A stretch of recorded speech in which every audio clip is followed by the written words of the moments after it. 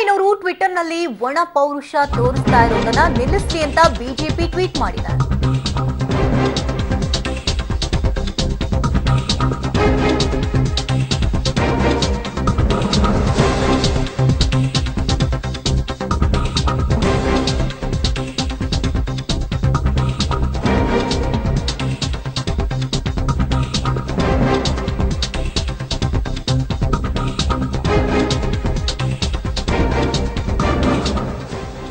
ವಿಧಾನಸೌಧದಲ್ಲಿ ಸಿಕ್ಕಂತಹ ಮೊತ್ತ ರಾಜಕಾರಣದ ಟ್ವಿಸ್ಟ್ ಪಡೆದುಕೊಳ್ಳುವಂತಹ ಎಲ್ಲಾ ಸಾಧ್ಯತೆಗಳು ಗೋಚರವಾಗ್ತಾ ಇದೆ. ಯಾಕಂದ್ರೆ ಬಿಜೆಪಿ ಈಗಷ್ಟೇ ಟ್ವೀಟ್ ಮಾಡಿದೆ, ಟ್ವಿಟರ್ನಲ್ಲಿ ಸವಾಲ್ ಕೂಡ ಹಾಕಿದೆ.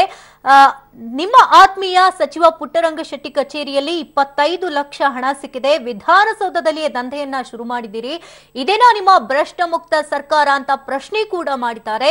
ಮೊದಲು ಪುಟ್ಟರಂಗ ಶೆಟ್ಟಿಯಿಂದ ರಾಜೀನಾಮೆ ಕೊಡಿಸಿ, ನಿಮ್ಮ ಪೌರುಷವನ್ನ ತೋರಿಸಿ ಅಂತ ಸಿದ್ದರಾಮಯ್ಯಗೆ ಟ್ವಿಟರ್ನಲ್ಲಿ ಬಿಜೆಪಿ ಸವಾಲ್ ಹಾಕಿದೆ.